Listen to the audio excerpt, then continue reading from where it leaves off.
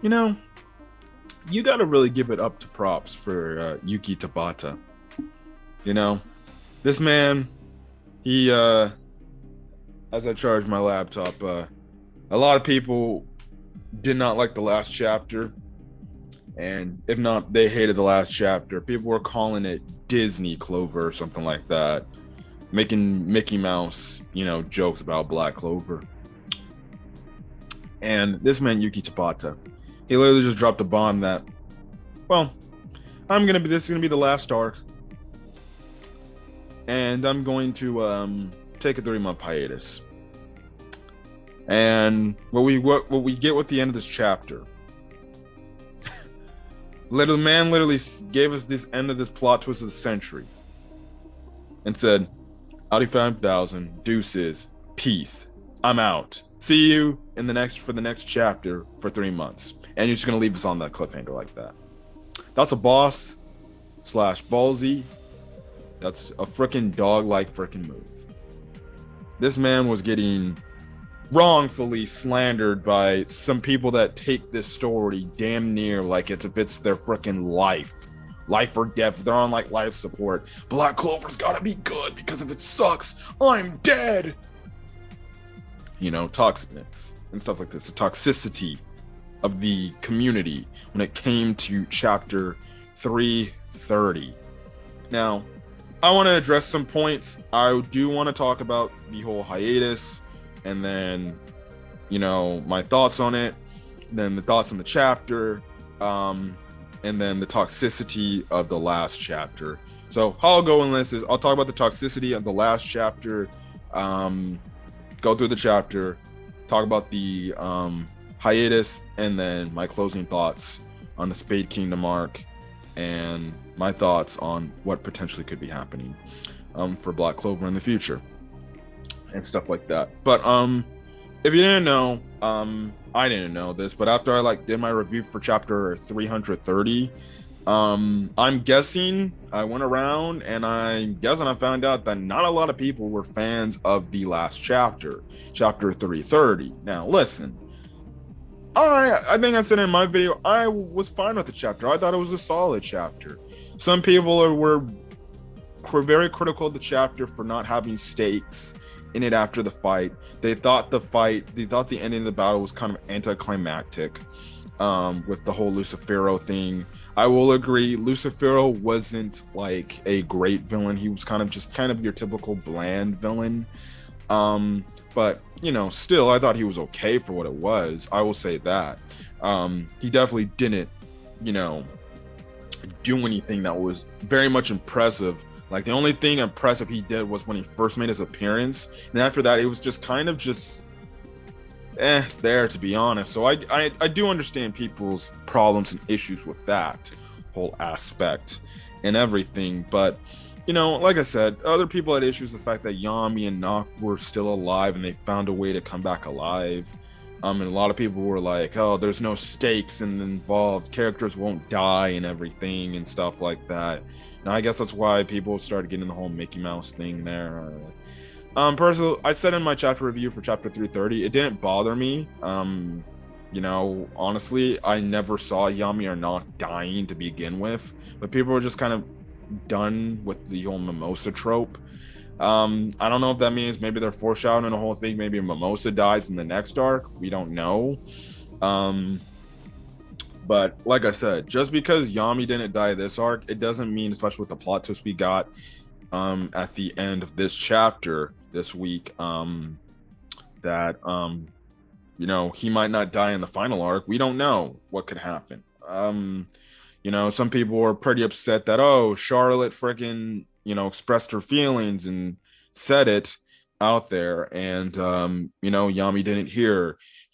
Listen, which, let's be honest, the whole Charlotte confessing her love for Yami, that's a typical shonen trope.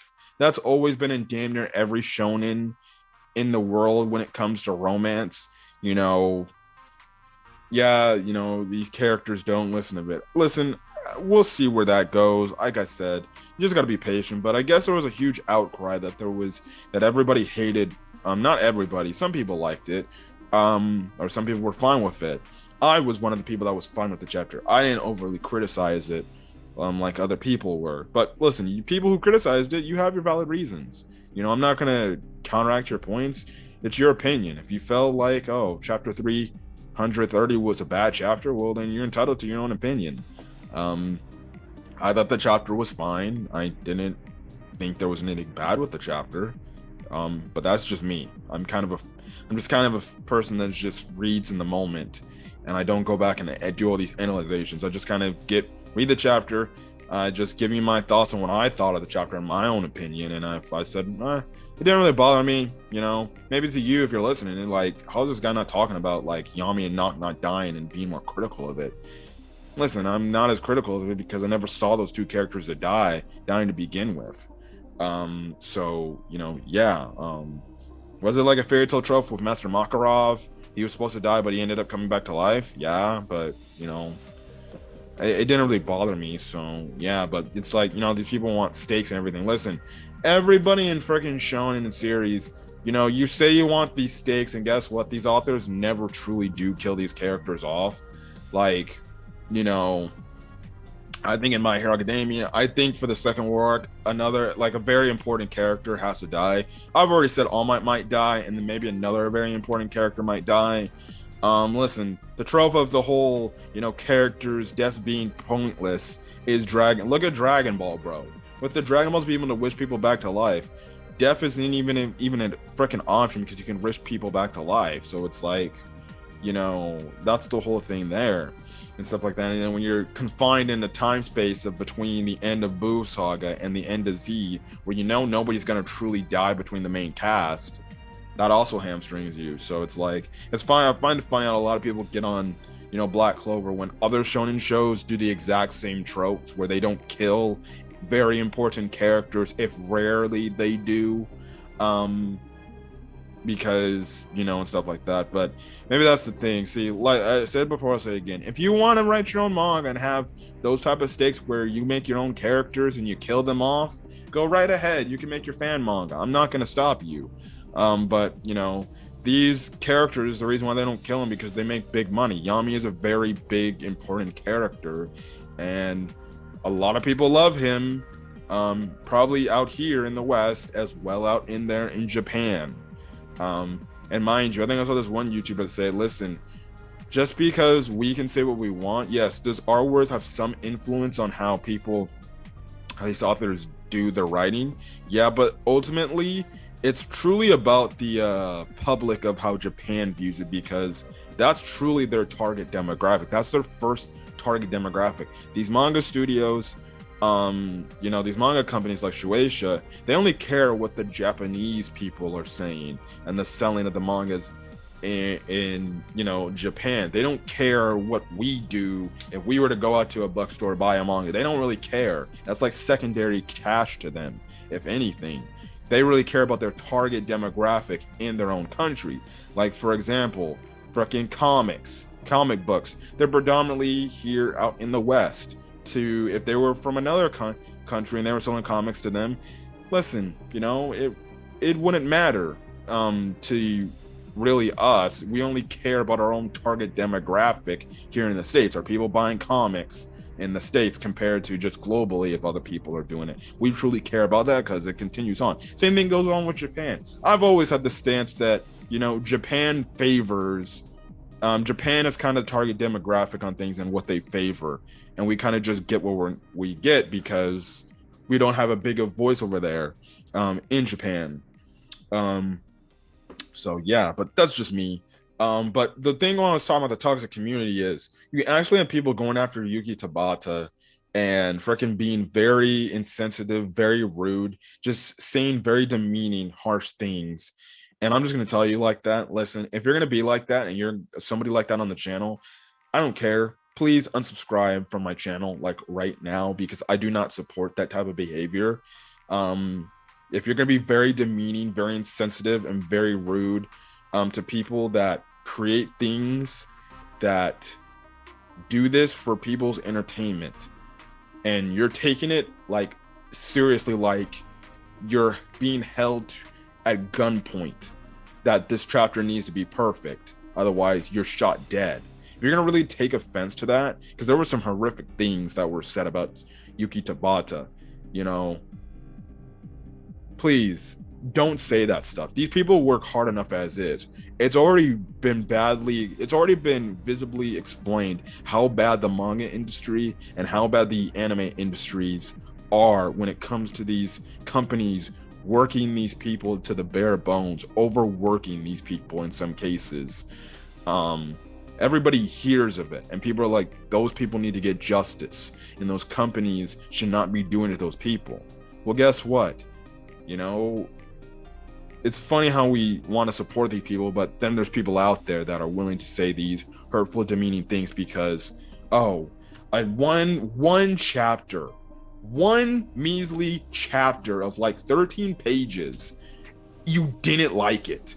You can just come on and just say, I didn't like what Yuki Tabata did in chapter 330. That's where I stand. Here are my reasons why. Move on. Hopefully next chapter is good.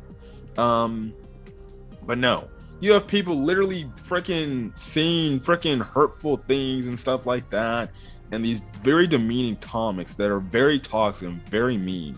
Well, I'm gonna tell it to you, to these people, it is Yuki Tabata has done more in his life than you ever will have accomplished. And if you want to refute that point, I don't give a fuck. Dude's making millions and of yen, dollars, millions of money, regardless, off this property, off this series he created. That's, again, like I said, probably something that you have never done in your life, and nor you'll never be as successful as him in his life. And he's living his dream. Well, you're probably sitting at either a desk doing some stupid paperwork, or you're working at some sort of fast food restaurants like a McDonald's, cooking burgers for me just to eat. So please, kindly F the hell off. These are the same reasons why these authors get burnouts and stuff like that. And it's very rude that you say hurtful and demeaning things to these people. That's why, that's why I hate the My Hero Academia community sometimes when it comes to how they treat Horikoshi and stuff like that. Because guess what? And it's the end of the day. Like we're saying the final arc, oh, guess what? Because when it's finally gone, you'll be missing. You'll be like crying. I wish I had Black Clover again. I wish I knew Black Clover content. You'll be crying. So yeah, and it doesn't matter because those same people are probably the same people that are like, oh my god, this chapter was goated. But what do I know? It doesn't matter. See, it doesn't matter what happens. Honestly, either or. If Yami Nok did die, you would probably have people complain about it. It's kind of a lose-lose situation, to be honest, but I digress. Whatever. Let's get into the chapter review because I think I spent enough on the toxicity of the Black Clover community and how bad some people are and how much of a heart they do not have. And like I said, if you feel like that and you have that type of personality, please kindly unsubscribe from the channel. I don't want you here because I don't condone that behavior. I think that's totally disrespectful and it's totally rude for people that work their asses off in the industry where they're rushed to get these pages out within the week. A week. Like, just imagine trying to draw 13, 17 pages of detailed looking panels. And you have to get that all done within the week. Yeah, please. There's a reason why he's taking a 3-month break. Anyways, we start the chapter off, and this chapter is Black Clover Chapter 331, titled, And the Time Starts to Move. Anyways, Nog goes on to, if Nog said, after the battle was over, they needed to show Yuno something.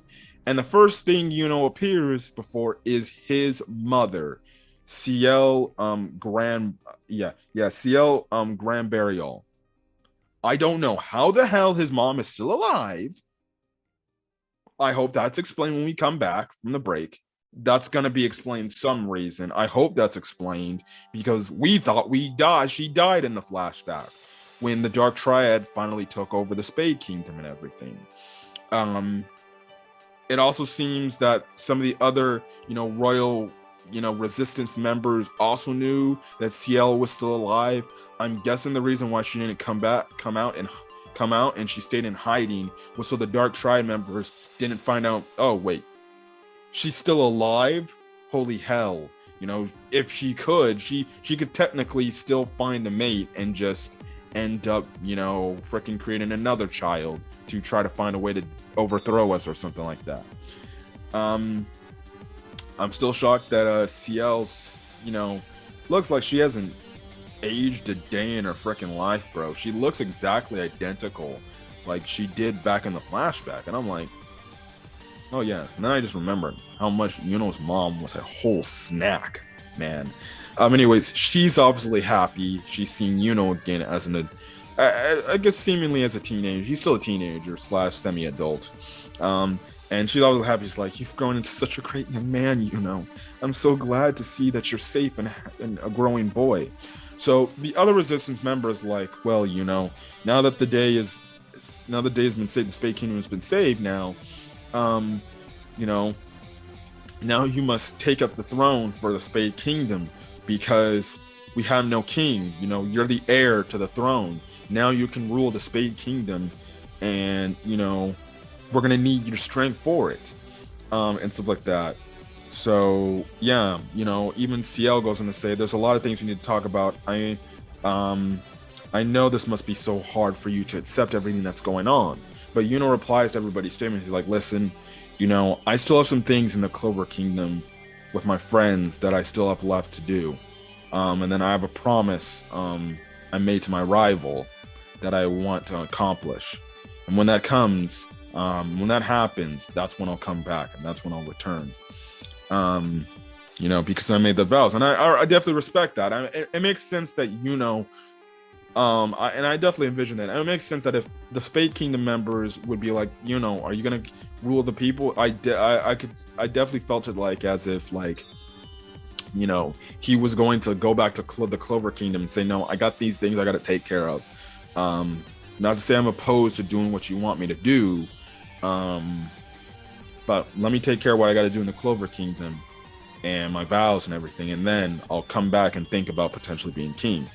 I don't know why they just can't have CL be the ruler of the Spade Kingdom, because we see with in the Heart Kingdom, crap, I forgot her freaking name.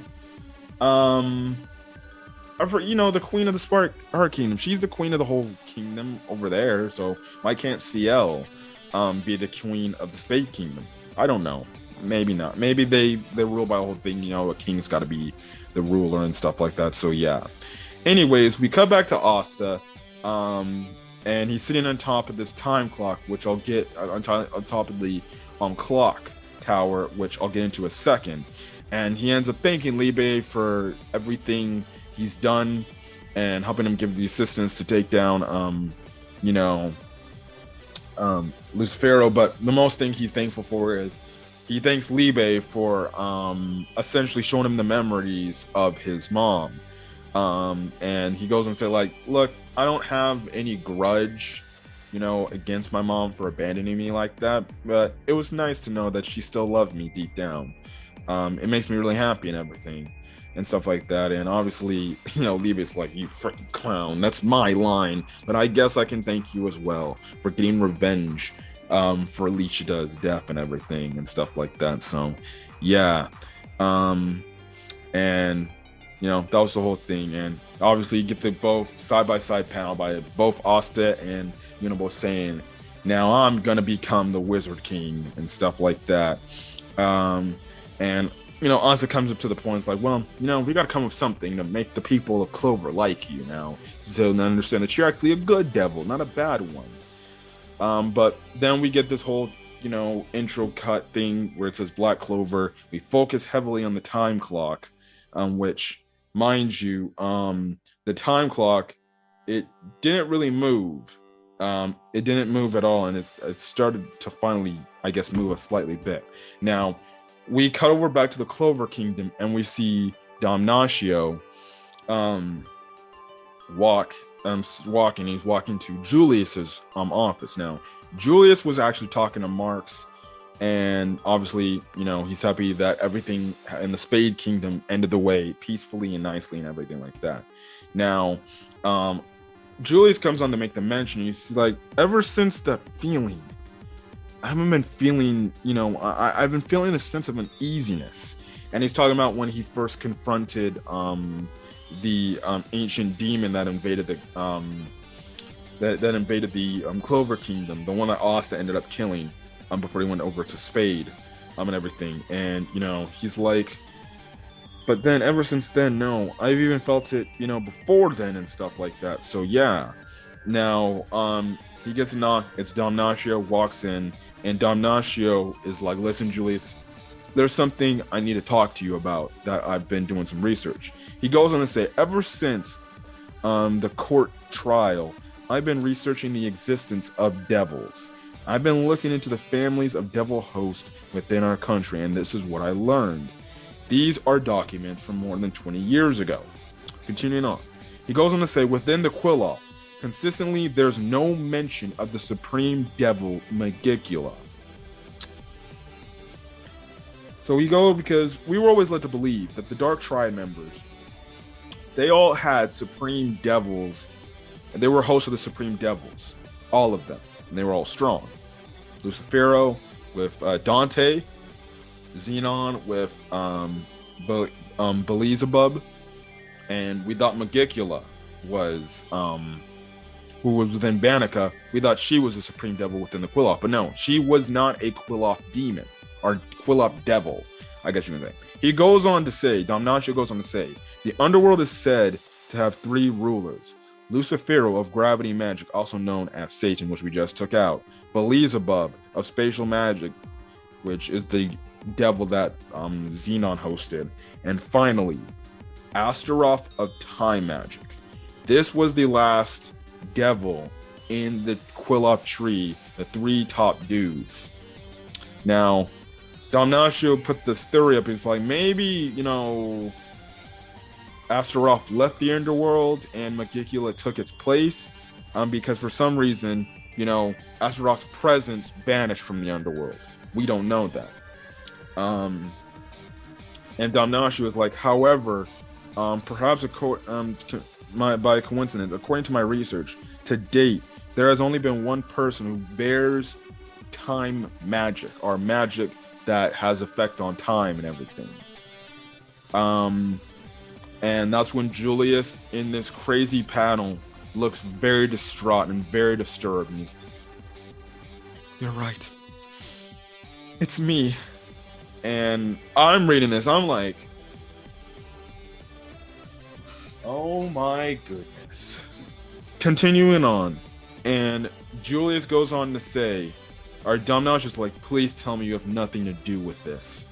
And what happens is, Julius is like, Damnatio, quickly, and then all of a sudden, this thing comes over Julius.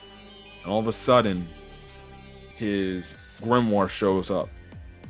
And this thing touches Damnatio in the head. And apparently, from what I found out, I thought he killed Damnatio. No. I think he paused him in time, because I watched this other reviewer say it, and he said no. When he touched him, he stopped Damnatio's time. He essentially put him in a pause effect, because even there's a part in the panel where it says pause. Mind you, now I'm reading the unofficial translation. I'm going to read the official translation tomorrow, but this chapter was so huge, so big, I had to talk about it today, because that's how important this chapter is. This is like one of the talking points all over YouTube. Anyways, Julius goes on to say, is that not how you wish things were? And all of a sudden, we finally see the cover of Julius's grimoire, and it has 2 spades on it, one going up and then one going down. All of a sudden, Adramelech shows up, and I'm like, oh shit, where is this going now? Adramelech is like, yo, seems like your plan worked out exactly how it was going to go. Lucius Zagaritis. And the chapter ends off with Julius, aka Lucius, saying, time's up. And the one who will reach the strongest Wizard King. What path will they walk after this? And that's the chapter. Black Clover will not return for another 3 months.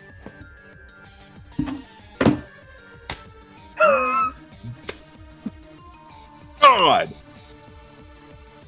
Oh, holy shit, man. When I tell you, I read this chapter, and sadly, I was scrolling on YouTube, and before the chapter even came out, the unofficial translation came out, I saw like a spoiler image of it on YouTube, because people don't freaking, consider people's thoughts on spoilers and everything, and getting spoiled. This would have hit me crazy hard if I didn't see it, but still, regardless, it sent chills down my spine. I still was shocked, even after knowing what to expect, and I'm just like, what the hell? So, quick talk. Let's obviously rephrase this whole thing. Okay, the one thing people have been speculating is this of Julius's will? Now, first things first, mind you, let's talk about the clock thing. Now, apparently, throughout the entire battle, that clock from the clock tower in the Fate Kingdom did not move. Some people are literally speculating, what if freaking Julius just stopped time, or Lucius stopped time? Because in reality, Austin Gang died many times fighting Lucifero. Lucifero actually won, killed them, but he would restart time all over until he got it to, like, I guess, a fixed point to where they actually persevered and won. And stuff like that. And if that whole theory comes out to be true, insanity. Just straight up insanity. This man was like, oh no, I just rewinded time till you guys actually freaking won. So that's one thing. This clock tower has been something that's been people have been paying attention to a lot. I never paid attention to that, and I never thought of that. Crazy. And the fact that the whole time tower didn't move, you thought it didn't move because it was broken. No, it was probably because Lucius was messing with time. The next theory that people are having, some people think, no, this is of Julius's will. Some people think, no, this is like a similarity to like Vengeance and Patre, where, Patre was in Vengeance's body and his essence came through, and William Vengeance was like, no, do what you need with my body, that you need to accomplish with. Some people think that this could be similar to that. The only difference is,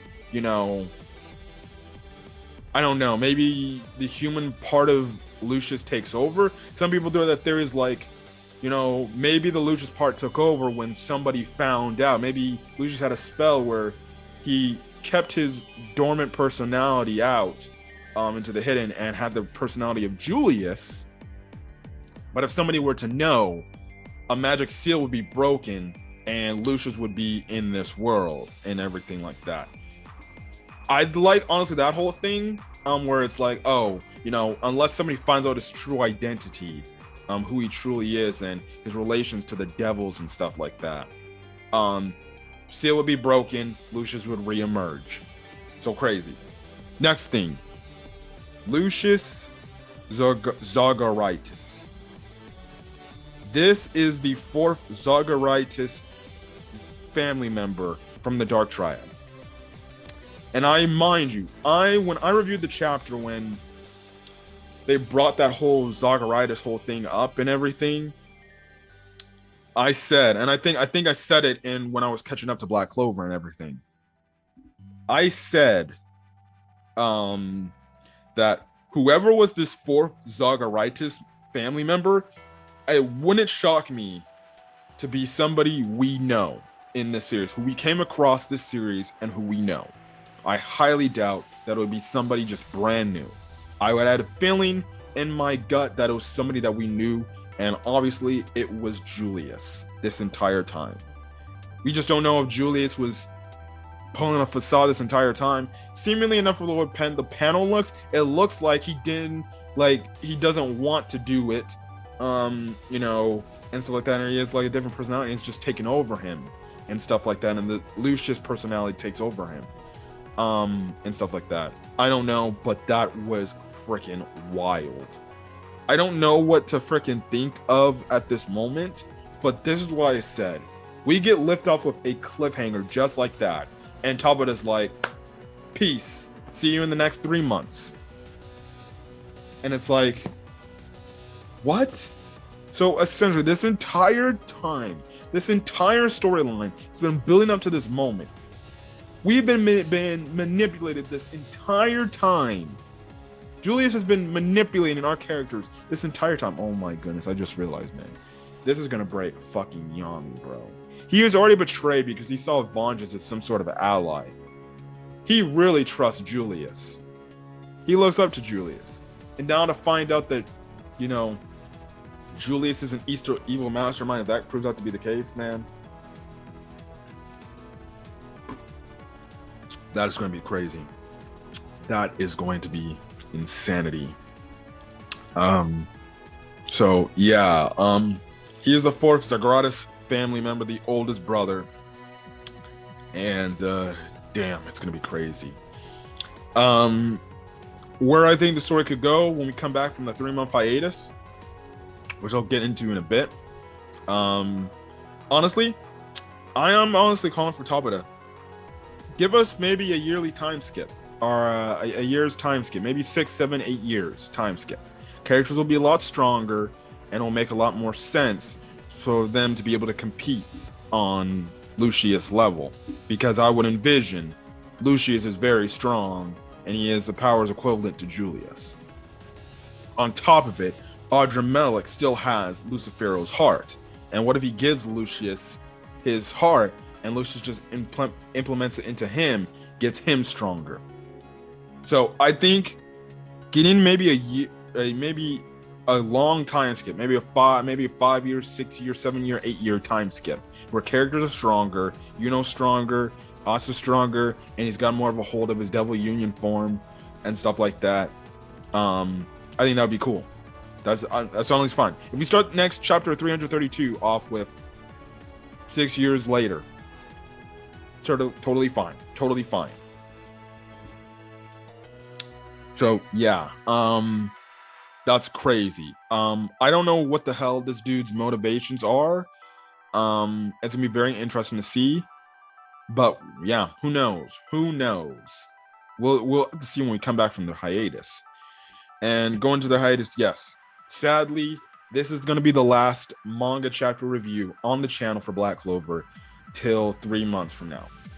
And we don't know when 3 months. It's either going to be in July, because April, May, June, yeah, and then July, or yeah, either June, because 3 months will have happened. It's a 3-month break unless they start in July, and stuff like that. But if they start with April, or they start with May, then it's May, June, July, and then potentially, and that maybe essentially in that summer range, we should be getting the next chapter in like maybe late June, early July, maybe August. Don't know. But yeah, Tabata is going on break for 3 months to prepare for the final arc of Black Clover. And let me just, before I discuss the final arc stuff and everything, my thoughts on the Spade Kingdom arc as a whole. Yes, I do think it's not the best arc, and the ending to this arc definitely kind of was a letdown. But I still think it's a solid enough arc. I don't think it's better than the Elf Reincarnation arc. But I still thought it was solid. Yes, it maybe not have its favorable moments that people may have liked and everything, but I still thought it had some really good moments and really great epic ones at best. And I still think it's solid enough as is. But I definitely can't wait to see where the story's gonna go when we get back 3 months from now. So yeah. So anyways, let's talk about the final arc. My thoughts on the final of Black Clover going to be entering its final arc. I'm honestly shocked. I thought Black Clover maybe had 2-3 arcs still left within it, but no. Yuki Tabata is like, no, I want to end it here. I want to end it now. This is the final arc when I come back for 3 months. I'm taking this 3-month layoff so I can prepare myself for the final arc and give you the best story possible that I can give you guys. And I respect that. And I respect him wanting to end this story the way he wanted to end it. Now, I know he said he wanted to freaking envision seeing the story go as long as damn near like One Piece is, But, you know, kind of in that day and age where, you know, a lot of freaking manga, you know, series, they end earlier than maybe people thought they would end. You know, I don't read Attack on Titan. I didn't read or watch Demon Slayer. I'm tempted to watch Demon Slayer. I heard good things about it. My co-host, the Red Wolf, who appears on the channel sometimes, tells me that I should watch it. So I'm tempted to watch it, and stuff like that. But those series ended. Those manga series have ended. My Hero Academia is on its final arc, and it could end within the end of the year, or early next year in 2023. These series nowadays, they don't run as long as back in the day when it comes to Dragon Ball, currently One Piece, and even Naruto. You know, things aren't like that. You know, with these new, you know, shonen series, they probably go for about 4, 5, 6, 7, 8, 9, 10 arcs, and you know, they're ready to pull the plug, and they're like, you know what, we told our story that we want to get across, we want to end it peacefully and stuff like that. And you know, I'm perfectly fine with that. I'm cool with Yuki Tabata ending the series off the way he wants to end it off, because after Lucifero, even though people, you know, didn't like the way it happened, Lucifero was defeated, regardless of the fact, he was the strongest character up to this point we found, and there was probably only other one character that's stronger than him, and that's Julius, probably. And that was Julius, or Lucius now. You know, and just to come up with more ideas, okay, how can I make a character stronger than, you know, already the last villain was stronger, that their feat was 10 times even stronger than that. You can end up running yourself into a corner, because then you're just coming up with characters with crazy asinine power levels that just, you don't think they could be no stronger than the last villain. And obviously the end game was whole evil Julius, which is a theory that a lot of people predicted we would be getting evil Julius. It finally happened. We got an evil Julius. You know, and you know, after I saw that, I'm like, and even I, in my eyes, if they ever went that route, I'm like, well, after that, that's got to be the end. That's got to be the final story. That's gonna be the final arc of the series, because there's no way there's somebody out there that's stronger than Julius. We've seen Julius at his feet. There's no way in hell, and especially the fact that you introduced the whole the devil thing at the end of the Elf Reincarnation arc. Those were the strongest characters, you know, and stuff like that.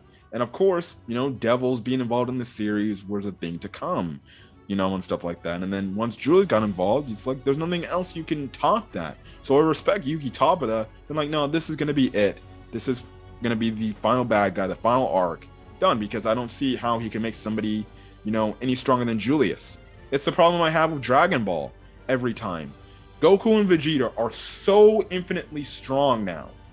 So infinitely strong. You have people actually believing that, no, these guys are stronger than Beerus. These dudes are stronger than Beerus. And Dragon Ball's whole problem is they consistently have these bad guys that get very freaking strong, that are very strong, but Goku and Vegeta are at these levels right now in the story that they're infinitely stronger than damn near half the characters they fought. You know, with the Ultra Ego thing for Vegeta, the Ultra Instinct thing with Goku. They're infinitely strong and everything. And, you know, Dragon Ball finds some way, as much as I can't believe it, they can't, it's unbelievable. It's not believable, you know? Like, for example, the Morok was the last arc in Dragon Ball Super's manga. We're into the Granola arc. Literally, a character had to wish to become the strongest in the universe to actually hold his own against Goku and Vegeta and beat them. That's the problem I have with Dragon Ball Super. I find it extremely hard. Okay, how are you going to make a character any stronger than Goku and Vegeta now?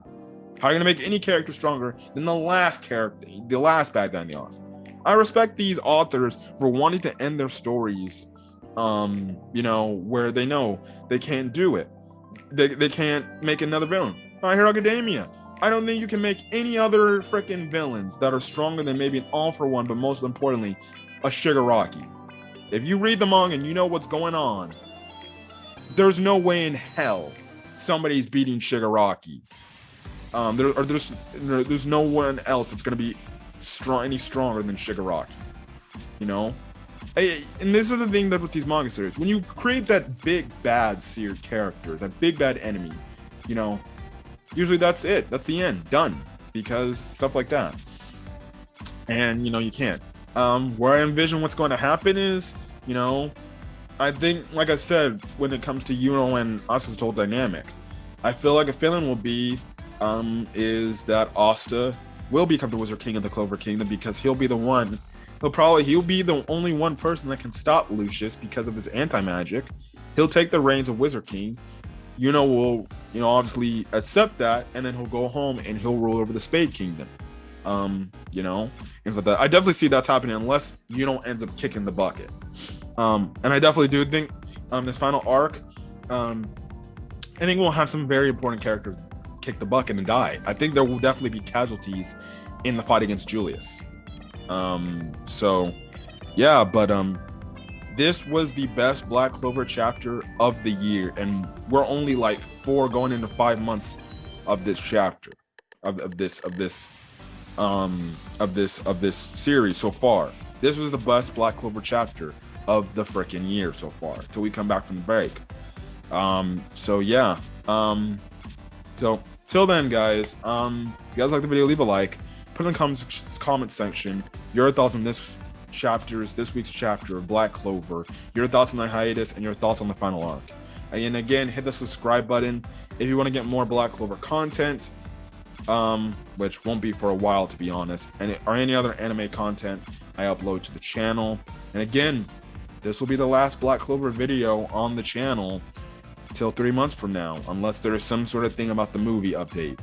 I don't know, but probably not. But other than that, this is the last Black Clover manga chapter review till 3 months. So if you're a Black Clover fan, you like my Black Clover content, you just come here for my Black Clover content, well then that's fine.